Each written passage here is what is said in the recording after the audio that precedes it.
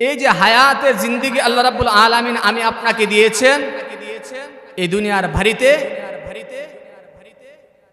আল্লাহ তাআলাকে খুশি আর রাজি করার জন্য, ঠিক না বেঠি?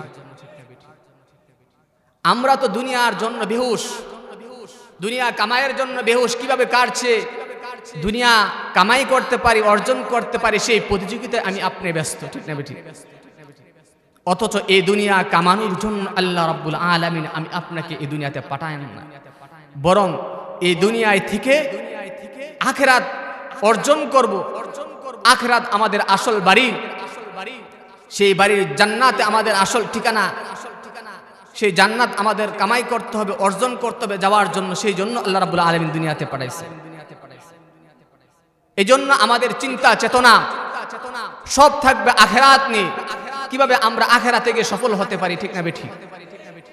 যদি আমি আপনার চিন্তা চেতনা এসে যায় আখিরাতের, তাহলে আল্লাহ রাব্বুল আলামিন হাদিসের মাধ্যমে আল্লাহর হাবিব সাল্লাল্লাহু আলাইহি ওয়াসাল্লামের মাধ্যমে বলে দিয়েছেন, যার চিন্তা চেতনা হবে আখিরাতের, আল্লাহ তাআলা তাকে দুনিয়াকে দিয়ে দিবে। কিন্তু যার চিন্তা চেতনা হবে দুনিয়া নিয়ে, আখিরাত নিয়ে না, আল্লাহ তাআলা তাকে দুনিয়া দিতেও পারেন, নাও দিতে।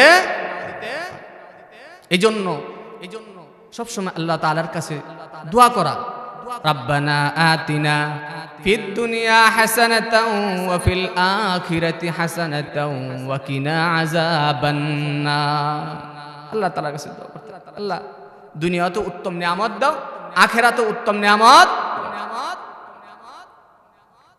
এই মেসেজগুলো নেওয়ার জন্য এই মাহফিলগুলো।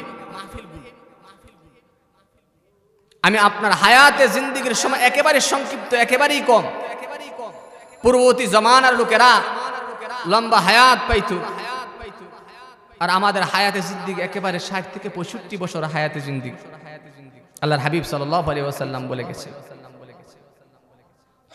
এই যে আমি আপনার হায়াতে জিন্দেগির সময়গুলো অমূল্য সম্পদ, এমন এক মহান সম্পদ যা আর কখনো ফিরে আনা সম্ভব। এটা এমন এক মহান সম্পদ, আমি আপনার যদি মনে করেন চোখে সমস্যা হয়, চোখের জন্য চিকিৎসা করতে পারি। আমি আপনার দাঁত সমস্যা হয়ে গেছে, কৃত্রিম দাঁত লাগাইতে পারি। আমি আপনার হাত পায়ে কোনো সমস্যা হলে, ভেঙে গেলে, এটা কৃত্রিম পা লাগানো যায়, হাত লাগানো যায়। আমি আপনার মাথার চুল যদি সাদা হয়ে যায়, তাহলে কালো কালি লাগিয়ে আমি আপনি যুবক সাজতে পারি। কিন্তু হায়াতে জিন্দেগির সময়গুলো এত এক মূল্যবান সম্পদ, যেটা টাকা পয়সা দিয়ে বাজার থেকে কিনে আনা কখনো সম্ভব নয়। সম্ভব পৃথিবীর সবচেয়ে ক্ষমতাধর ট্রাম্প, তারও ক্ষমতা নাই যে ক্ষমতার মাধ্যমে সে তার হায়াতে জিন্দেগিকে ফিরিয়ে নিয়ে আসবে, একটু হায়াত বাড়িয়ে নিবে। পৃথিবীর মধ্যে যার সবচেয়ে অর্থ সম্পদ বেশি, তার এই ক্ষমতা নাই যে বাজার থেকে একটু হায়াতে জিন্দেগি কিনে নিয়ে আসবে, তার হায়াতটা বাড়িয়ে নিবে। এই জন্য আল্লাহ রাব্বুল আলামিন সূরাতুল আসরের মধ্যে জমানার কসম খেয়ে বলতেছেন, ওয়াল আসরি ইন্নাল ইনসানা লাফি খুসর ইল্লাল্লাযীনা আমানু ওয়া আমিলুস সালিহাতি ওয়া তাওয়াসাউ বিল হাক্কি ওয়া তাওয়াসাউ বিস সবর। সূরাতুল আসর সূরাটা যদিও ছোট একটা সূরা, কোরআনে কারীমের ছোট সূরার মধ্যে এটা 2 নাম্বার সূরা। 1 নাম্বার তো সূরাতুল কাউসার, 2 নাম্বার সূরাতুল আসর। তো এই সূরার প্রথমে আল্লাহ তাআলা জমানার শপথ খেয়েছেন, কালের শপথ খেয়েছেন। আমি আপনি দেখবেন কোন একটা বিষয় গুরুত্ব বোঝানোর জন্য যে এই কাজটা করব বা এই কাজটা করব না, বা আমার এই কথাটা ঠিক, এটা প্রমাণিত করার জন্য আমরা শপথ খেয়ে থাকি। কিন্তু আল্লাহ রাব্বুল আলামিনের নিজের কথা যে ঠিক, এটা প্রমাণিত করার জন্য শপথ খাওয়ার কোনো প্রয়োজন নেই। কারণ আল্লাহ তাআলার প্রতিটি কথা, প্রতিটি কাজ, প্রতিটি আদেশ, প্রতিটি নিষেধ যথাযথভাবে ঠিক। কিন্তু আমি আপনাকে বোঝানোর জন্য, গুরুত্ব বোঝানোর জন্য আল্লাহ রাব্বুল আলামিন কোরআনে কারিমের অনেক জায়গায় শপথ খেয়েছে। কারণ আল্লাহ তাআলার কথা সব কি কালামুল মুলুকে মুলুকিল কালাম, বাদশার কথা কথার বাদশা, বাদশার কথা কথার। এই যে হায়াতে জিন্দেগি, দুনিয়ার বাড়িতে আমি আপনি আসি, এখন আসি, এক সময় থাকবো না, এই অল্প সময়ের জিন্দেগি আল্লাহ তাআলা হায়াত দান করেছেন। এটা কি এমনি দিয়েছেন, এমনি পাঠাইছেন দুনিয়াতে যে হায়াত শেষ মরে যাব, আখেরাতে কোনো এটার হিসাব নিকাশ হবে না, এমনটাই? বরং আল্লাহ রাব্বুল আলামিন কুরআনে কারীমের মধ্যে বলতেছেন, ওয়ামা খালাকতুল জিন্না ওয়াল ইনসা ইল্লা লিয়াবুদুন, যে আমি জিন এবং মানুষ জাতিকে আমার ইবাদত বন্দেগী দাসত্ব গোলামি করার জন্য পাঠিয়েছি। এর মানে এই দুনিয়াতে আমি আপনি কিসের জন্য পাঠিয়েছেন? আল্লাহ তাআলা, আল্লাহ তাআলার গোলামি, আল্লাহ তাআলার দাসত্ব, আল্লাহ তাআলার আদেশ, আল্লাহ তাআলার নিষেধ মানার জন্য কি করছেন? পাঠিয়ে। কিন্তু আমরা এই যে ইবাদত বন্দিগি করব, ইবাদত বন্দিগি করে করে কি করব? আখিরাত কামাবো। দুনিয়ার বাড়িতে আমি আপনি নেকি অর্জন করব, এর মাধ্যমে কি আখিরাতে কি সুখে শান্তিতে থাকবে। এই জন্য আল্লাহ তাআলা কি করছেন? আমি আপনাকে দুনিয়াতে পাঠাইছি।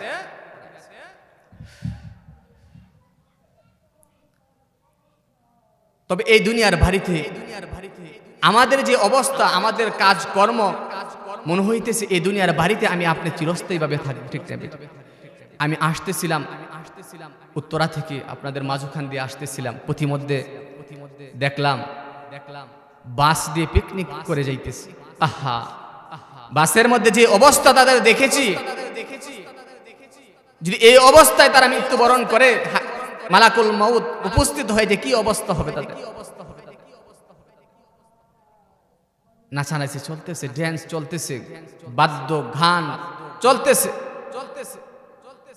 হায়রে মুসলমান, তারাও তো মুসলমানের সন্তান, ঠিক না ঠিক? কিন্তু এই দুনিয়ার মোহে পড়ে, লোভ লালসায় পড়ে এবং দুনিয়ার জিন্দেগিকে নিজেদের আখিরাতের জিন্দেগির উপর প্রাধান্য দেওয়ার কারণে তাদের কি এই অবস্থা। দেখা যায় অনেক সময় রাস্তাঘাটে অ্যাক্সিডেন্ট হয়ে যায়, তাদের কার কোন লাশ, এই লাশ পর্যন্ত চিনার কোনো বাও থাকে। কারণ আল্লাহ তাআলা বলছেন, বাল তুসিরুনাল হায়াতাদ দুনিয়া, তারা দুনিয়ার উপর আখিরাতকে কি করছেন? প্রাধান্য দিয়ে। ও মুসলমান বন্ধুরা, এই দুনিয়ায় থেকে আখিরাত কামাইতে হবে, জান্নাত কামাইতে হবে। তার মধ্যে একটা আমল আমি আপনাদেরকে বলে দিয়া যায় আজকে, যে কিভাবে জান্নাত কামাইবেন। আল্লাহ তাআলার আদেশ তো নামাজ পড়তে হবে, রোজা রাখতে হবে, হজ করতে হবে, যাকাত দিতে হবে ফরজ হলে। পাশাপাশি এটাও বলে যায় যে মাতা পিতার মাধ্যমে এই দুনিয়াতে এসেছি, এই মাতা পিতার খেদমত করে করে আমি আপনি দুনিয়া থেকে জান্নাত কামাইতে হবে। কারণ পৃথিবীর মধ্যে এই মাতা পিতার মাধ্যমে আমি আপনি কি দুনিয়াতে এসেছি। যে মাতা পিতার মাধ্যম হয়ে দুনিয়াতে এসেছি, উনারা হচ্ছে পৃথিবীর মধ্যে সবচেয়ে সম্মানিত মানুষ।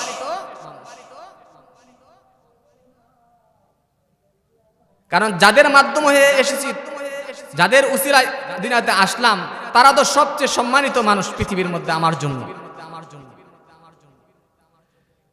পৃথিবীর মধ্যে কিছু ব্যতিক্রম হয়েছে, যেমন হযরত আদম আলাইহিস সালাতু ওয়াস সালাম মাতা পিতা ছাড়াই দুনিয়াতে এসেছে। হযরত হাওয়া আলাইহিস সালাতু ওয়াস সালাম মাতা ছাড়া দুনিয়াতে এসেছে। হযরত ঈসা আলাইহিস সালাতু ওয়াস সালাম পিতা ছাড়া দুনিয়াতে এসেছেন। এছাড়া যত পৃথিবীর মানব সন্তান দুনিয়াতে আগমন করছে, সকলের সিস্টেম এটাই যে মাতা পিতার মাধ্যম হয়ে এসেছে। কেমন মাতা পিতা? আল্লাহ তাআলা কোরআনে কারীমের মধ্যে মাতা পিতার ব্যাপারে বলতেছে, ওনারা কেমন কষ্ট করে আমি আপনাকে এ পর্যন্ত নিয়ে আসছি। ওয়াসাইনাল ইনসানা বিওয়ালিদাইহি ইহসানা হামালাতহু উম্মুহু কুরহা ওয়া ওয়াদাআতহু কুরহা ওয়া হামলুহু ওয়া ফিসালুহু 30 শাহরা হাত্তা ইযা বালাগা আশুদ্দাহু ওয়া বালাগা 40 সানা। আল্লাহ তাআলা মাতা পিতার উকিল হয়ে বলতেছে, ওয়াজআতহু কুরহা, তোমার মা তোমাকে গর্ভধারণ করেছে কষ্ট সহ্য করে। আমি আপনি যখন মার গর্ভে আসলাম, মার খাবার দাবার বদ্ধ, ঠিক মতন খাবার খাইতে পারে না, ঠিক না বেঠিক? এরপরে মার পেটে আমি আপনি রয়েছি, অনেক সময় পেটে থেকে লাথি মেরেছি, ডুস মেরেছি, মা ঘুমাইতে পারে নাই। আবার অনেক সময় নাড়াচাড়া বন্ধ হয়ে গেছে, আমি আপনার মা ঘুমাইতে পারে না, আমার সন্তানের কি হইল, এই চিন্তা চেতনায় ছিল। এরপরে দুনিয়াতে কিভাবে আসলাম? ওয়াজআতহু কুরহা, আমাদের মাতা মায় আমি আপনাকে কষ্ট সহ্য করে কি করছে, দুনিয়ার বাড়িতে ভূমিষ্ঠ করেছে। বোঝার চেষ্টা করে, মা নিজে প্রস্তুত, আমার মৃত্যু হইলে হোক, আমার সন্তান জানেতে দুনিয়ার বাড়িতে সুন্দরভাবে আসতে পারে, এই জন্য মা মৃত্যুর জন্য প্রস্তুতি গ্রহণ করে নিয়েছেন। স্বামীর কাছ থেকে মাফ চেয়ে নিতেছেন, স্বামী গো যদি আমার মৃত্যু হয়ে যায়, আপনি আমাকে মাফ করে দিয়েন, তারপর আমার সন্তানটা দুনিয়ার বাড়িতে সুন্দরভাবে আসুক। দেখা যায় আমি আপনি দুনিয়াতে আসার পরে, একটা সন্তান দুনিয়ার বাড়িতে আসার পরে, মা সন্তান প্রসব করার পরে সর্বপ্রথম মা বলে, আমার সন্তানটাকে আমার কাছে নিয়ে আসো। সিজার হইলে দেখা যায় জ্ঞান ফেরার পরে সাথে সাথে মা বলতে থাকে, আমার সন্তানকে আমার কাছে নিয়ে আসো, আমি একটু দেখি। মা সন্তানকে দেখার সাথে সাথে নিজের অতীত যত কষ্ট হয়েছে সমস্ত কষ্টকে ভুলে যায়, ঠিক না বেঠিক? মা আনন্দ আত্মহারা হয়ে যায়, আমার সন্তানটা আল্লাহ রাব্বুল আলামিন সুন্দরভাবে সুস্থভাবে দুনিয়ার বাড়িতে দিয়েছেন। এই জন্য মা আনন্দ আত্মহারা হয়ে যায়। ও মুসলমান ভাইরা আমার, মা নিজের রক্তের মধ্যে গড়াগড়ি খেয়েও আনন্দ, আমার সন্তান সুস্থভাবে আল্লাহ রাব্বুল আলামিন দুনিয়াতে পাঠাইছেন। এখানে এই শেষ নয়, এরপরে মা 2 থেকে 2.5 বছর পর্যন্ত আমি আপনাকে নিজের বুকের দুধ পান করায়া করে মানুষ করেছেন, ঠিক না বেঠিক? এই জন্য আল্লাহ রাব্বুল আলামিন নিজে মার উকিল হয়ে বলতেছেন, হামালাতহু উম্মুহু কুরহা ওয়া ওয়াজআতহু কুরহা ওয়া হামলুহু ওয়া ফিসালুহু 30 শাহরা। ও মুসলমান ভাইয়েরা আমার ভালোভাবে বোঝার চেষ্টা করেন, যে মা আমি আপনাকে কষ্ট করে গর্ভ ধারণ করলো, যে মা আমি আপনাকে কষ্ট সহ্য করে দুনিয়ার আলো দেখাইলো, যে মা কষ্ট সহ্য করে 2 বছর পর্যন্ত নিজের বুকের স্তনের দুধ পান করাইলো, ওই মাকে কোনো কষ্ট দেওয়া যাবে নাকি? ওই মাকে কখনো কষ্ট দেওয়া যাবে না। এখানে শেষ নয়, আমি আপনার পিতা নিজে একটা ভালো খাবার কখনো খাইতে চায় না, আমার সন্তান এটা খাবে। পিতা নিজের পকেটকে, সন্তানের পকেটকে নিজের পকেট বানিয়ে দিছে, নিজে একটা ভালো জামা পরতে চায় না, ভালো খাবার খাইতে চায় না, ভালো একটা জুতা পরিধান করতে চায় না, সন্তানের জন্য সবকিছু করেন, ঠিক না বেঠিক? ও মুসলমান ভাইরা আমার ভালোভাবে বোঝার চেষ্টা করেন, যে মাতা পিতা এত কষ্ট করে আমি আপনাকে এই পর্যন্ত নিয়ে আসলো, ওই মাতা পিতাকে এক মুহূর্তের বলার সুযোগ নাই। কারণ আল্লাহ রাব্বুল আলামিন আদেশ করেছেন কোরআনে কারীমের মধ্যে, وَقَضَى رَبُّكَ أَلَّا تَعْبُدُوا إِلَّا إِيَّاهُ وَبِالْوَالِدَيْنِ إِحْسَانًا। আল্লাহ রাব্বুল আলামিন ফয়সালা করে দিয়েছেন, وَقَضَى رَبُّكَ أَلَّا تَعْبُدُوا, আল্লাহ তাআলার ইবাদত করতে হবে, পাশাপাশি আল্লাহ তাআলা এই আদেশও দিয়ে দিয়েছেন যে মাতা পিতার প্রতি সদ্ব্যবহার। জেনে রাখেন মুসলমান ভাইয়েরা আমার, মাতা পিতার যত খারাপই হোক, যত গুনাহগার হোক, যত পাপাচারী হোক, মার দোয়া এত কবুল হয় যে আমি আপনার পীরের দোয়া এত কবুল হয়। মা বাবা যেরকম নেক দোয়া করলে আল্লাহ তাআলা কবুল করেন, ঠিক তদ্রুপ ভাবে বদ দোয়া করলে আল্লাহ তাআলা কবুল করে ফেলেন।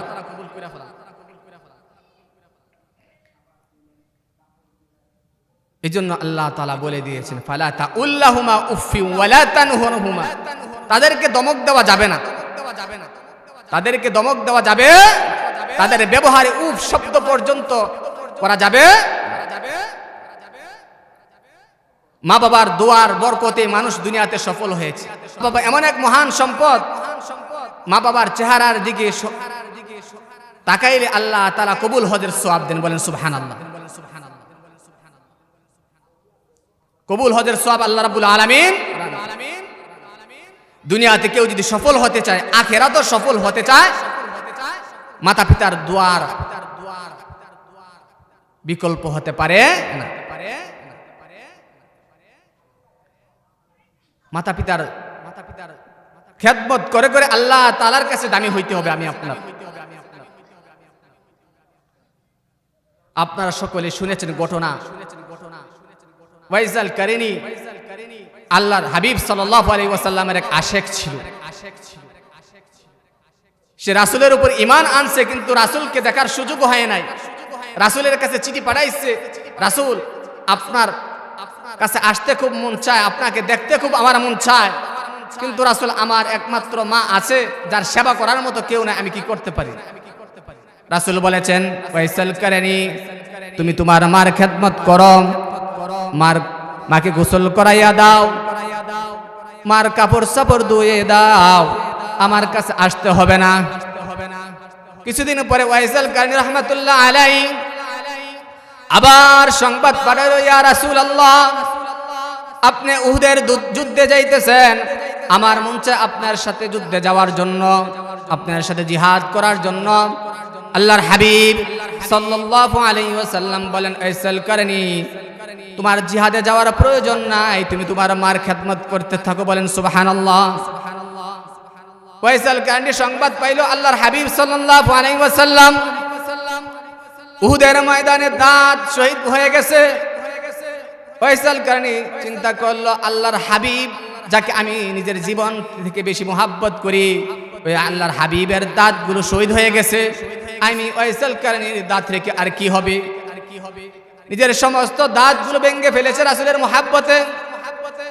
সেই ওয়াইসাল কারিনীর ব্যাপারে আল্লাহর হাবিব সাল্লাল্লাহু আলাইহি ওয়াসাল্লাম ইন্তেকালের আগ মুহূর্তে হযরত ওমর রাদিয়াল্লাহু তাআলা আনহুকে ডেকে ডেকে বলতেছেন, হে ওমর, আমার এক আশেক আছেন যার নাম ওয়াইসাল কারিনী, সে দূর শহরে বসবাস করে, মার খেদমত করার কারণে সে আমার সাথে দেখা করতে আসতে পারে নাই। তার মা যখন দুনিয়ার বাড়ি থেকে চলে যাবে, আমার কাছে যখন আসবে, যদি আমাকে না পায় দুনিয়াতে, তাহলে ওয়াইসাল কারিনীকে আমার পক্ষ থেকে তাকে সালাম দিও। বলেন সুবহানাল্লাহ। পাশাপাশি আমার এই জুব্বাটা ওয়াইসাল কারিনীকে হাদিয়া দিও। হে ওমর, তুমি তোমার নিজের জন্য ওয়াইসাল কারিনী থেকে দোয়া নিও এবং আমার সমস্ত উম্মতের জন্য ওয়াইসাল কারিনী থেকে দোয়া নিও। বলেন সুবহানাল্লাহ। ওয়াইসাল কারিনী মার খেদমত করে ঠকে নাই, এবং খেদমত করার কারণে তার জবান এত পবিত্র হয়েছে, যে কোনো দোয়া করলে আল্লাহ রাব্বুল আলামিন তৎক্ষণাৎ দোয়া কবুল করে। এই জন্য মাতা পিতার খেদমত করে কেউ ঠকে না দুনিয়াতে, ঠিক না বেঠিক? লাভবান হয়ে যায় দুনিয়াতে। মাতা পিতা যেরকম নেক দোয়া করলে কবুল করেন, আল্লাহ তাআলা বদ দোয়া করলে কি ঠিক তদ্রুপভাবে কবুল করা, বদ দোয়া করলে কবুল করেন, নেক দোয়া করলে কবুল করেন। আপনারা সকলে ঘটনা জানেন, হাদিসের মধ্যে আসছে, হাদিসের মধ্যে আসছে লম্বা ঘটনা। আল্লাহর হাবিব সাল্লাল্লাহু আলাইহি ওয়াসাল্লাম বলেছেন, জুরাইজ নামে এক ব্যক্তি ছিল বনি ইসরাইলের। সে ব্যবসা বাণিজ্য করত, কিন্তু ব্যবসায় বারবার লস খায়, বারবার লস খায়। সে সমস্ত ব্যবসা বাণিজ্য ছেড়ে দিল। সে চিন্তা করলো, আমার এমন এক ব্যবসা করতে হবে যে ব্যবসার মধ্যে কোনো লস নাই। তখন সে নিজের বাড়ি ঘর থেকে দূরে গিয়ে একটা ঘর বানাইলো, সৌমা ইবাদতখানা বানালো। সে দিবারাত্রি সেটার মধ্যে ইবাদত বন্দি করে সব সময় ইবাদত বন্দি করতেছে। তো ওই এলাকার মধ্যে এক মহিলার সাথে একজনে আকাম করছে, এবং ওই মহিলা গর্ভ হয়ে গেছে এবং তার পেট থেকে সন্তান দুনিয়াতে আসছে। ওই মহিলা চিন্তা করলো, আমার এই সন্তানের নসব যদি বংশ যদি একটা ভালো ব্যক্তির সাথে সম্পৃক্ত করতে পারি তাহলে একটু ভালো হবে, আমার সন্তানটা একটা ভালো পিতার বংশ পরিচয় পাইবে। তাই সে চিন্তা করলো এই এলাকার মধ্যে সবচেয়ে সম্মানিত সম্ভ্রান্ত ব্যক্তি হলো জুরাইজ। অতএব যদি আমি লোকদেরকে বলি এটা জুরাইজের সন্তান, জুরাইজ আমার সাথে খারাপ কাজ করছে যার ফলে এই সন্তান দুনিয়ার বাড়িতে আসছে, তাহলে আমার এই সন্তানটা একটা ভালো বংশ এবং ভালো পিতা পেয়ে যাবে। তাই করলো এই দুষ্ট মহিলা এলাকার লোকদেরকে বলতে লাগলো এটা জুরাইজের সন্তান, জুরাইজ আমার সাথে খারাপ কাজ করেছে যার ফলে আমার থেকে সন্তান ভূমিষ্ঠ হয়েছে। লোকেরা বলতে লাগলো যে জুরাইজকে আমরা আল্লাহর ওলি বুজুর্গ ভাবতাম, যাকে আমরা নিজে না খাওয়াইয়া তারে খাওয়াইতাম, যাকে আমরা নিজের বাগানের প্রথম ফলটা যে জুরাইজকে দিতাম, সে এরকম জঘন্য খারাপ কাজ করলো। এলাকার সমস্ত মানুষেরা এসে জুরাইজের যে খানকা ছিল, ইবাদতখানা ছিল, এটা ভেঙ্গে চুরমার করে দিল এবং জুরাইজ রহমতুল্লাহ আলাইকে অপমান অপদস্থ করলো। এই যে অপমান অপদস্থ করলো, এর আগের কাহিনী কি? ঘটনা রয়েছে এই যে খানকা বানাইলো, ঘর নির্মাণ করলো, জুরাইজ রহমতুল্লাহ আলাই ইবাদত বন্দি করেন ঘরের মধ্যে খানকার ভিতরে। একদিন মা আসছে, ডাকছে, হে জুরাইজ, দরজা খুলে নাই। হযরত জুরাইজ রহমতুল্লাহ আলাই বলতেছে বাইনা সলাতি ওয়া উম্মি, আমার মা নামাজ, তিনি নামাজ ছাড়ে নাই। মা ওই দিন চলে গেলেন। দ্বিতীয় দিন আবার মা আসলো, আসার পরে দেখলো দরজা লাগানো, জুরাইজ রহমতুল্লাহ আলাই নামাজ দাঁড়িয়ে রয়েছেন, কিন্তু মা তো আর জানে না নামাজের মধ্যে আছে। মা ডাকলো ইয়া জুরাইজ। দ্বিতীয় দিনও জুরাইজ রহমতুল্লাহ আলাই কোনো সারা শব্দ দিলেন না, বরং বলতেছেন বাইনা সলাতি ওয়া উম্মি। তৃতীয় দিন মা আসলো, এসে ডাকলো হে জুরাইজ, কিন্তু জুরাইজ রহমতুল্লাহ আলাই নামাজের মধ্যে আছেন, নামাজ ছাড়লেন না। তিনি মনে মনে ভাবতেছেন বাইনা সলাতি ও উম্মি। কিন্তু তৃতীয় দিন মার মনে কষ্ট লেগে গেল। একদিন নয়, 2 দিন নয়, 3 দিন আমি আমার সন্তান জুরাইজের কাছে আসলাম, সে আমাকে কি ভুলে গেল, সে আমার ডাকে সাড়া দিল না। মার মনে কষ্ট লেগে গেল। মা তো আর জানে না জুরাইজ ভিতরে নামাজের মধ্যে আছে। মার মন থেকে অনিচ্ছা সত্ত্বেও বদদুয়া এসে গেল, হে জুরাইজ, একদিন নয়, 2 দিন নয়, 3 দিন তোমার কাছে আসলাম, তোমাকে আমি এসে এসে ডাকলাম, তুমি দরজা খুলে মার চেহারা দেখলা না। তুমি দরজা খুলবা কিন্তু মার চেহারা আর দেখতে পাইবা না, দেখবা বেশ্যা এক নারীর চেহারা। বলেন নাউজুবিল্লাহ। মার অনিচ্ছা সত্ত্বেও বদদুয়া এসে গেছে। তো ওই এলাকার মধ্যে যে রাখালনির সাথে খারাপ কাজ করেছিল, তার সন্তান দুনিয়াতে আসলো। লোকদেরকে বলল এরা জুরাইজের সন্তান। লোকজন এসে জুরাইজ রহমতুল্লাহ আলাইয়ের ইবাদতখানা ভেঙ্গে চুরমার করে দিল। জুরাইজ রহমতুল্লাহ আলাই বলেন ওই মেয়ের সন্তানরা আমার কাছে নিয়ে আসো। নিয়ে আসার পরে জুরাইজ রহমতুল্লাহ আলাই সন্তানের মাথার মধ্যে হাত রেখে বললেন, ইয়া ওয়ালাদু মান আবুকা, হে ছেলে তোমার পিতাকে।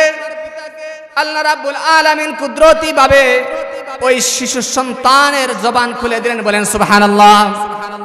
তখন ওই শিশু সন্তান বলল, অমুক রাখাল আমার পিতা। যেখানে মানুষের ক্ষমতা শেষ, সেখানে আল্লাহ রাব্বুল আলামিনের ক্ষমতার কি বহিঃপ্রকাশ শুরু হয়ে। তবে আল্লাহর হাবিব সাল্লাল্লাহু আলাইহি ওয়াসাল্লাম হাদিসের একটা অংশে বলেন, লাউ কানা জুরাইজ ফাকিহান, জুরাইজ যদি ফকি হইতো, শুধু আবেদ না হয়ে আলেমও হইতো, তাহলে জুরাইজ নামাজ ছেড়ে দিয়ে মার ডাকে সারা, মার ডাকে সারা। তাই বলি 1000 চিল্লা দিবেন, একজন আলেমের সমান হতে পারবেন না। পীরের কাছে বায়াত হয়ে তাহাজ্জুদ পড়তে পড়তে কপালে গা হয়ে যাবে, কিন্তু আলেমের সমকক্ষ হওয়া সম্ভব, মোল্লার সমকক্ষ হতে পারবেন না।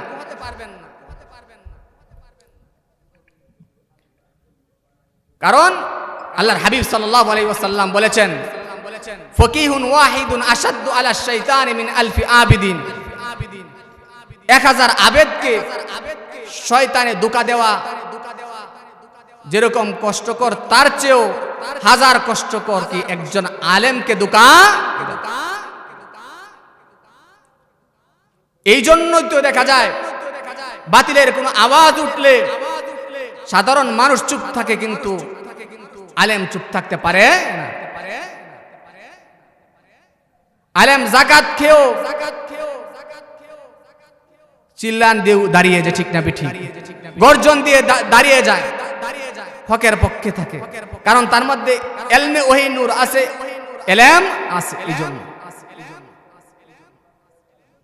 হাদিসের কিতাবের মধ্যে এসেছে 4 জন ব্যক্তি যারা নাকি মায়ের কোলে শিশু, মায়ের কোলে থেকে দুধ পান করা শিশু আল্লাহ রাব্বুল আলামিনের আদেশে কথা বলেছেন। কয়জন?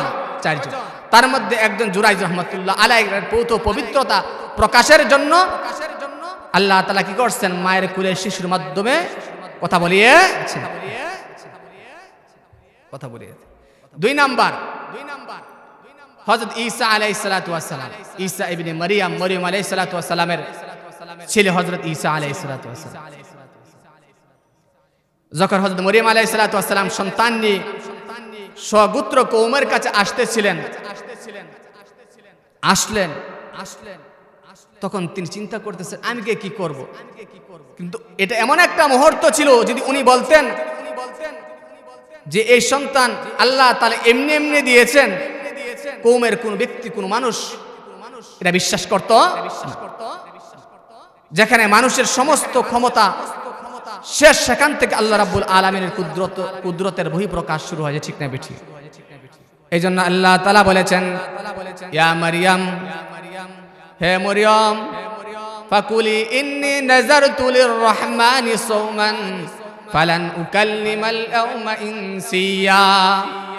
হে মরিয়ম, যখন তোমার সম্প্রদায়ের লোকেরা তোমাকে নিয়ে বাজে কথা বলতেছে, বাজে মন্তব্য করতেছে, তুমি এই সন্তান কোথায় থেকে নিয়ে আসছো, তখন তুমি কোনো কথা বলবা না, বরং বলবা আমি কথা না বলার রোজা রেখেছি। কারণ ওই জমানার মধ্যে কথা না বলার রোজা ছিল ওই শরীয়তের মধ্যে, তাই বলেছেন। কিন্তু সম্প্রদায়ের লোকেরা বলতেছিল, ইয়া উখতা হারুন মা কানা আবুকি ইমরাই সাউইন ওয়া মা কানাত উম্মুকি বাগিয়া। এ হারুনের বোন, তোমার পিতা তো কোনো খারাপ লোক ছিল না, তোমার মাও তো কোনো জিনাকারী ব্যভিচারিণী ছিল না, তুমি কোথায় থেকে এই সন্তান নিয়ে আসলা? তখন হযরত মরিয়ম আলাইহিস সালাতু ওয়াস সালাম ইশারা করলেন নিজের দুধের শিশুর সন্তানের দিকে, আশারাত ইলাই, ইশারা করলেন। তখন সমাজের লোকেরা বলতেছিল, তুমি তো নিজের চরিত্রটা নষ্ট করেছো, শেষ পর্যন্ত নিজের মাথাটাও নষ্ট করেছো, যার ফলে তুমি একটা শিশু সন্তানের প্রতি ইশারা করতেছো তার সাথে কথা বলার জন্য। ক্বালু কাইফা নুকাল্লিমু মান কানা ফিল মাহদি সাবিয়্যা, আমরা এই কুলের শিশুর সাথে কিভাবে কথা বলবো? কিন্তু আল্লাহ রাব্বুল আলামিন এই কুলের শিশুর জবান খুলে দিয়েছেন, এবং হযরত ঈসা আলাইহিস সালাতু ওয়াস সালাম মায়ের কুলের সংসদে বসে যে ভাষণ দিয়েছেন, আল্লাহ তাআলা কোরআনে কারীমের মধ্যে সুন্দরভাবে উল্লেখ করেছেন। হযরত ঈসা আলাইহিস সালাতু ওয়াস সালাম বলেন, ইন্নী আবদুল্লাহ আতানিয়াল কিতাবা ওয়া জাআলানি নাবিয়্যা ওয়া জাআলানি মুবারাকান আইনামা কুনতু আওসানি বিস-সালাতি ওয়াজ-যাকাতি মা দুমতু হাইয়্যা ওয়া বাররাম বিওয়ালিদাতি ওয়া লাম ইয়াজআলনি জাব্বারান শাকিয়্যা ওয়াসসালামু আলাইয়া ইয়াওমা উলিদতু ওয়া ইয়াওমা আমুতু ওয়া ইয়াওমা উবআসু হাইয়্যা যালিকা ঈসা ইবনু মারইয়াম আউলাল হাক্কিল্লাযী ফীহি ইয়ামতারুন। আল্লাহু আকবার। আল্লাহ তাআলা বলে দিয়েছেন, ঈসা তুমি বলো ঈসা আলাইহিস সালাতু ওয়াস সালাম বলতেছে আমি আল্লাহ তাআলার বান্দা, আমাকে কিতাব দেওয়া হয়েছে, আমাকে নবী বানানো হয়েছে, এবং আমি যতদিন হায়াত পাবো ততদিন পর্যন্ত আমি নামাজ এবং যাকাত আঁকড়িয়ে আমি যেখানে থাকবো সেখানেই আল্লাহ তাআলা বরকতময় আমাকে বানিয়ে দিয়েছেন। এবং বাররাম বিওয়ালিদাতি, তোমরা আমার যে মার ব্যাপারে অপবাদ দিয়েছো, ব্যভিচারিণী বলেছো, সেই মার সাথে সৎ ব্যবহার করার জন্য আল্লাহ তাআলা আমাকে আদেশ করেছেন। এবং আসসালামু আলাইয়া ইয়াউমা বুলিদতু ওয়া ইয়াউমা আমুতু, যেদিন আমি জন্মগ্রহণ করেছি সেদিন আমার উপর শান্তি বর্ষিত হোক, যেদিন আমি মৃত্যুবরণ করব সেদিন আমার উপর শান্তি বর্ষিত হোক, যেদিন আমি পুনরুত্থিত হব মরার পরে সেদিন আমার উপর শান্তি বর্ষিত। তো এক নাম্বার জুরাইজ আলাইহিস সালাতু ওয়াস সালাম কে পুত পবিত্রতা প্রকাশ করার জন্য আল্লাহ তাআলা শিশুর মুখ থেকে কথা কি করছেন, বের করেছেন। দুই নাম্বার হযরত মরিয়ম আলাইহিস সালাতু ওয়াস সালামকে পুত পবিত্র প্রকাশ করার জন্য আল্লাহ তাআলা হযরত ঈসা আলাইহিস সালাতু ওয়াস সালামকে মার কোলে থাকা অবস্থায় কথা বলেছেন। সংক্ষেপে বলতেছি। তিন নাম্বার হযরত ইউসুফ আলাইহিস সালাতু ওয়াস সালামের কাহিনী আমরা সকলেই জানি। ইউসুফ আলাইহিস সালাতু ওয়াস সালাম জুলেখার ঘরে লালিত পালিত হয়েছে। শেষ পর্যন্ত এই জুলেখা হযরত ইউসুফ আলাইহিস সালাতু ওয়াস সালামের রূপে কি হয়েছেন, আকৃষ্ট, সৌন্দর্যে আকৃষ্ট হয়ে ওনার সাথে খারাপ কাজ করতে চেয়েছিলেন। কিন্তু ইউসুফ আলাইহিস সালাতু ওয়াস সালাম আল্লাহকে ভয় করেন। কাকে ভয় করেন? যার ফলে তিনি সেখান থেকে এক দৌড় দিয়েছেন, দরজার বাইরে চলে গেছে। কিন্তু জুলেখা পিছন থেকে কি করছিল, খাবলা মেরে দরজার সামনে গিয়ে স্বামীকে পেয়েছে। স্বামী, যে ইউসুফকে আপনি শুরু সময় থেকে এ পর্যন্ত লালন পালন করলেন, সেই ইউসুফ আমার সাথে খারাপ কাজ করতে চেয়েছে।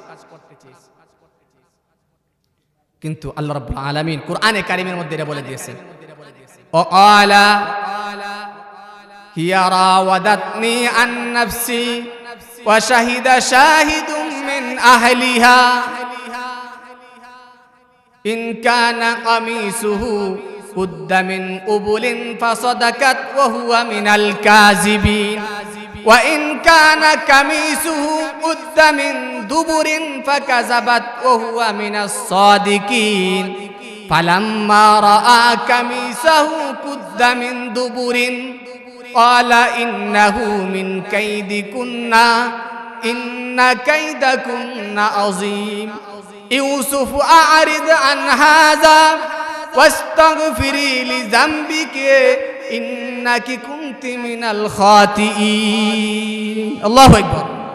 বলে দিয়েছেন ওই দোলনায় থাকা অবস্থায়, দোলনার মধ্যে একটা শিশু, ছোট শিশু, যে নাকি হযরত ইউসুফ আলাইহিস সালাতু ওয়াস সালামের পুত পবিত্রতার ব্যাপারে কি করছেন, সাক্ষী দিয়েছেন। এই শিশু ইচ্ছা করলে সরাসরি বলতে পারতো যে ইউসুফ নির্দোষ, জুলেখা দোষী, কিন্তু আল্লাহ রাব্বুল আলামিন এই শিশুর মুখ থেকে দার্শনিক মূলক কথা বের করেছেন। বলছেন যদি ইউসুফের সামনের দিক দিয়ে জামা ছিঁড়া থাকে তাহলে ইউসুফ দোষী, ইউসুফ মিথ্যুক, জুলেখা সত্য।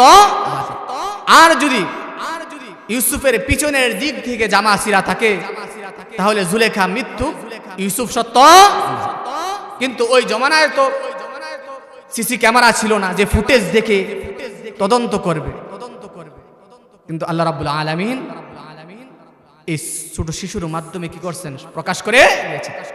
ফালাম্মা রাআ কামিসা কুদ্দা মিন দুবুরিন, যখন দেখা গেল তদন্ত করতে গিয়ে যে ইউসুফের পিছনের দিক থেকে জামা ছিঁড়া, তখন বুঝতে পারলো দোষী জুলেখা। দোষী কে? তখন স্বামী ছিল বড় বেগাইরত, আত্মমর্যাদাহীন, বলতেছে এটা নারীদের চক্রান্ত, নারীদের চক্রান্ত খুব কঠিন। ইউসুফ এই বিষয়টা বাদ দাও, অ্যাবাউট করো। আর জুলেখা তুমি যে অপরাধ করছো এটার জন্য আল্লাহ তাআলার কাছে ক্ষমা চাও, মাপ চাও। অদুস্থ বুজুর্গ মুসলমান ভাইরা আমার, ভালোভাবে বোঝার চেষ্টা করেন। আমাদের সমাজে এমনও মানুষ আছে, এমনও স্বামী আছে যারা নিজেদের স্ত্রীদেরকে সাজুনি গুছুনি অনেক কিছু বাজার থেকে কিনে দেই, কিন্তু এই স্ত্রী কোনোদিন নিজের স্বামীকে দেখানোর জন্য সাজে না, বরং রাস্তায় পর পুরুষকে দেখানোর জন্য সাজে। এই স্ত্রী মনে করে আমার এই স্বামী তো আছে, ঘরের মধ্যে এই স্ত্রী থাকা অবস্থায় পেত্তির মতো থাকে, চিন্তা করে আমার স্বামী পুরান হয়ে গেছে, এটার আর কি দেখাম, যদি বাহিরে দুই একজনটা ক্রাশ খাওয়াইতে পারি তাহলে এটাই জীবনের সফল। এরকম আত্মমর্যাদাহীন স্বামী ছিল জুলেখার স্বামী, যার ফলে নিজের স্ত্রীকে কোনো শাসন করতে পারে, বরং উল্টা বলেছেন ইউসুফ এটা বিষয়টা বাদ দিয়ে। 3 নাম্বার দুলনাই থেকে কথা বলেছেন। হাদিসের কিতাবের মধ্যে আসছে ফেরাউনের মেয়ের চুল আশ্রাইত এক বাদী, যে নাকি গোপনে হযরত মূসা আলাইহিস সালাতু ওয়াস সালামের প্রতি ঈমান নিয়ে এসেছিল। একবার ফেরাউনের মেয়ের চুল আশ্রাইতে ছিল, হঠাৎ করে সাজগুছের একটা জিনিস মাটির মধ্যে পড়ে যায়। মাটির মধ্যে পড়ে গেলে ওই বাদী বিসমিল্লাহ পরে মাটি থেকে তুলে ফেলল, কিন্তু ফেরাউনের মেয়ে বিসমিল্লাহ শুনে বলল, কি ব্যাপার তুমি আবার আল্লাহ কারে ডাকলা? আমার পিতার অন্য কোন নাম কি আল্লাহ আছে নাকি? নাকি আমার পিতা ছাড়া অন্য কাউকে তুমি মাবুদ হিসাবে মানো? তখন বাড়ি বলতেছিল আল্লাহ এমন এক আল্লাহ যিনি আমারও মালিক তোমারও মালিক, যিনি হায়াতের মালিক মৌতের মালিক, শুধু আমাদের এই মালিক না বরং তোমার পিতারও মালিক, তোমার পিতার রাজত্বেরও মালিক সে প্রভু, সে এক আল্লাহ রাব্বুল আলামিনের গোলামি আর দাসত্ব ইবাদত বন্দেগী আমি করে থাকি। তখন ফেরাউনের কন্যা বলল, আমার পিতাকে তাহলে আমি বলে দিব নাকি? তখন ওই দাসী বলতেছিল, তুমি বললে বলে দাও, কোনো সমস্যা নাই, কারণ আমি এক আল্লাহ সারা পৃথিবীর আর কাউকে ভয় করি না, একমাত্র আমি আল্লাহকে ভয় করি, কারণ তিনি হায়াত এবং মৌতের মালিক। ঠিক না বেঠিক? ও মুসলমান ভাইরা, আমরা ভালোভাবে বোঝার চেষ্টা করেন। ফেরাউন যখন জানতে পারল তার বাদী তার প্রতি ঈমান রাখে না, বরং এক আল্লাহর প্রতি ঈমান রাখে, এক আল্লাহকে বিশ্বাস করে, আমি ফেরাউনকে বিশ্বাস করে না। তখন বাদীকে বলল, বাদী তুমি এখনো সময় আছে, এক আল্লাহর বিশ্বাস থেকে সরে আসো, আমি ফেরাউনের কথা মেনে নাও, আমি ফেরাউনকে মাবুদ হিসাবে মানো, অন্যথায় তুমি সহ তোমার সমস্ত সন্তানদেরকে আমি এমন শাস্তি দিব যে শাস্তি আর কেউ কখনো দেখে নাই। ওই বাদী বলতেছিল, তুমি যত ইচ্ছা শাস্তি দিতে পারো, কোনো যায় আসে না, আমি ঈমান এনেছি মুসার প্রভুর প্রতি, আমি ঈমান এনেছি, আমি এই ঈমান থেকে সরে আসতে পারবো না। ফেরাউন তেল গরম করলো, ফুটন্ত টকবক করতেছে এমন তেল, এই তেলের মধ্যে বাদীর সন্তানদেরকে একজন একজন করে এনে এই ফুটন্ত তেলের মধ্যে বাদীর সম্মুখে ফেলে দিতেছে।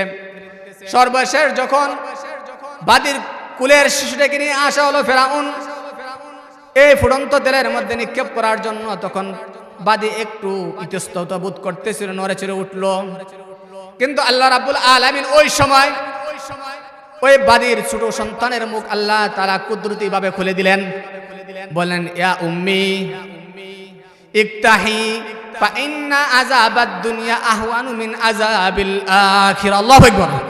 হে মা, জেনে রাখো আখিরাতের শাস্তির তুলনায় দুনিয়ার শাস্তি একেবারেই নগণ্য, একেবারেই কম। ফেরাউনের শাস্তি আখিরাতের শাস্তির তুলনায় একেবারেই সামান্য কোনো কিছুই নয়। অতএব আপনি ঈমান থেকে ফিরে যাবেন না, এক আল্লাহ রাব্বুল আলামিনের প্রতি ঈমান আনেন। আপনি এই ফেরাউন কাফেরের উপর আপনি ঈমান কখন আনবেন না। ও দোস্ত বুজুর্গ মুসলমান ভাইরা, আমার ভালোভাবে বুঝার চেষ্টা করেন। আপনি আদর্শবান, আপনি রাসূল সেনা, আপনি হকের উপর আছেন, এটি আপনার জন্য যথেষ্ট। লোকেরা মানুষ আপনাকে জঙ্গি বানানোর জন্য, ঠিক না বেঠিক? হকের বিপক্ষে আওয়াজ আসতেছে, আপনি হকের বিপক্ষে আওয়াজ যারা দিতেছে তাদের বিরুদ্ধে আপনি স্লোগান দিলেন, আপনি জঙ্গি হয়ে গেলেন।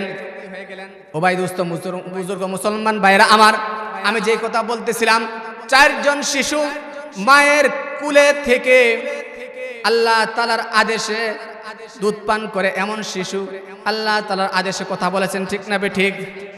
মার কোলে থেকে দুধ পান করে এমন শিশু আল্লাহ তাআলার আদেশে কথা বলেছেন। তার মধ্যে 1 নাম্বার কে ছিল? জুরাইজ রহমাতুল্লাহ আলাইহি। 2 নাম্বার কে ছিল? হযরত ঈসা আলাইহিস সালাতু ওয়াস সালাম। 3 নাম্বার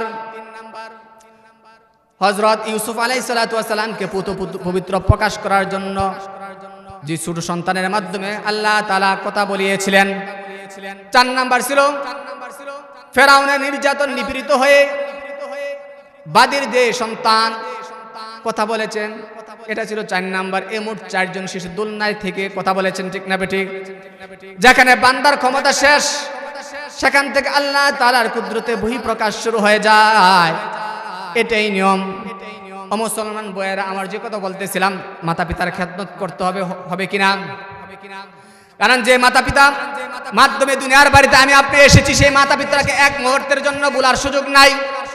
কার ফয়সালা? রবের ফয়সালা। আল্লাহ তাআলা বলে দিয়েছেন, ওয়া কাযা রাব্বুকা আল্লা তা'বুদু ইল্লা ইয়্যাহু ওয়া বিল ওয়ালিদাইনি ইহসানা হামালাতহু উম্মুহু কুরহা ওয়া ওয়াযআতহু কুরহা ওয়া হামলুহু ওয়া ফিসালুহু 30 শাহরা। আল্লাহু আকবার। মাতা পিতাকে ভুলার সুযোগ নাই। যেরকম ভাবে আমি আপনি ইবাদত বন্দেগী করি, ইবাদত বন্দেগী করতে গিয়ে রবের গণ্ডি সীমা থেকে এক মুহূর্তে বাইরে যাওয়ার সুযোগ নাই, এক মুহূর্তে রবকে ভুলার সুযোগ নাই। ঠিক তদ্রুপভাবে মাতা পিতার কে এক মুহূর্তে আমি আপনি ভুলার সুযোগ নাই। যতদিন পর্যন্ত মাতা পিতা হায়াতে জিন্দেগিতে থাকবে, তাদের খেদমত করে যেতেই হবে।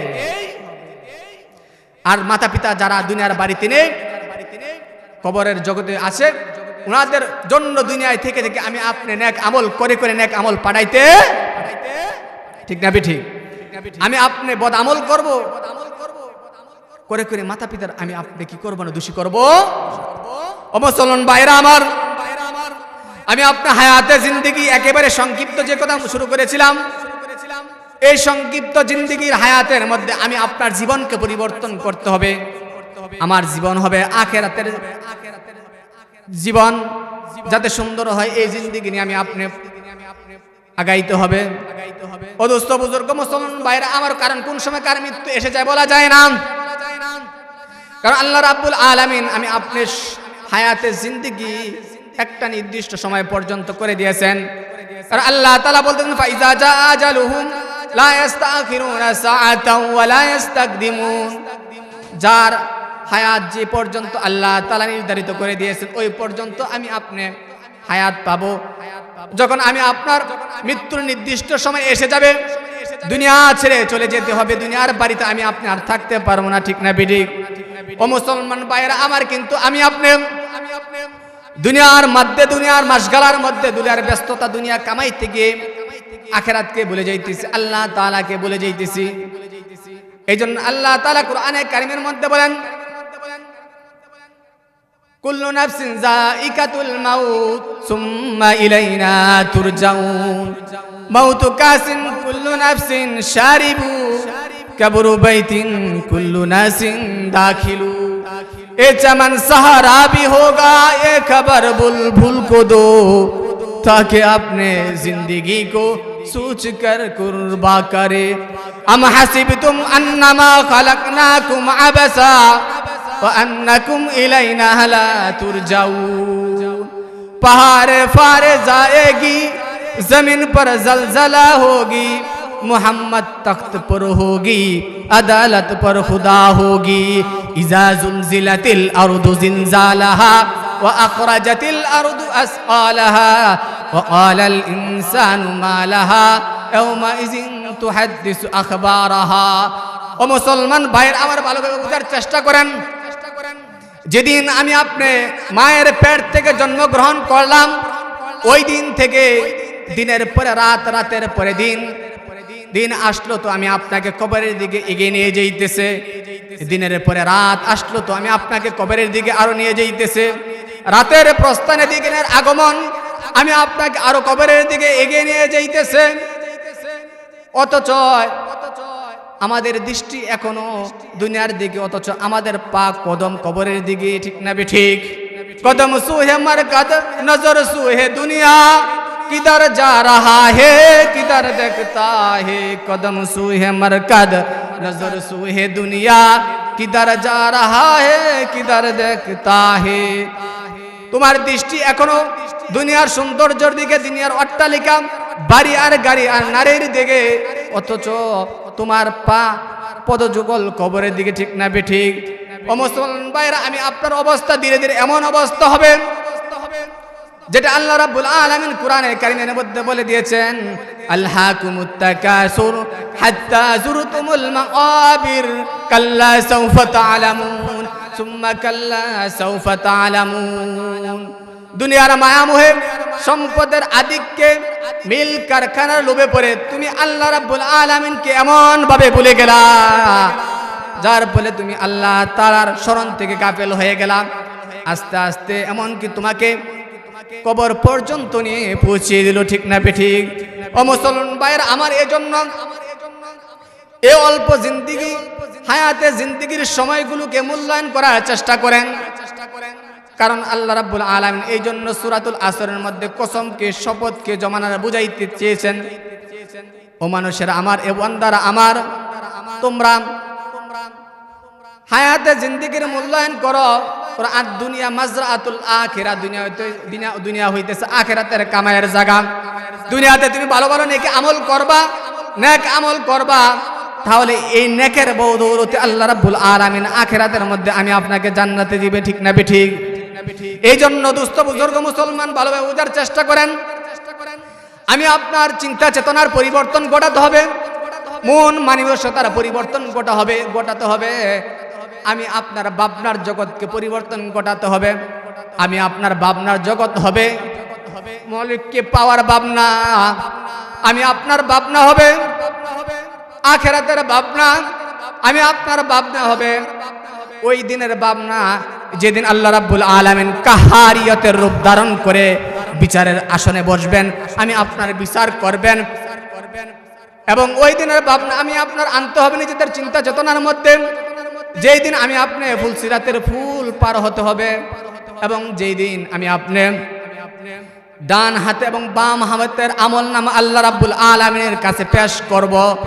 যদি আমি আপনার আমল ভালো হয়, তাহলে হয়তো আমি আপনার ডান হাতের মধ্যে ধরে জান্নাতের ফেরেশতারা জান্নাতে নেওয়ার জন্য টানাটানি শুরু করবে।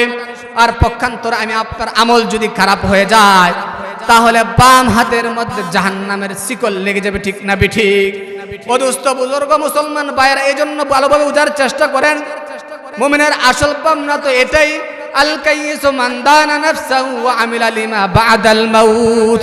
আল কাইয়িসু মান দানা নাফসাহু ওয়া আমিলা লিমা বা'দাল মাউত ওয়াল আজিজু মান আতবা হাওয়াহু ওয়া আতামান্না আলাল্লাহ। মৃত্যুর পূর্বে, মরার পূর্বে আমি আপনাকে চিন্তা করতে হবে পরকালের। কোথায়? পরকালে। এই জন্য আসুন নিজেদের সবকিছু পরিবর্তন করার চেষ্টা করি।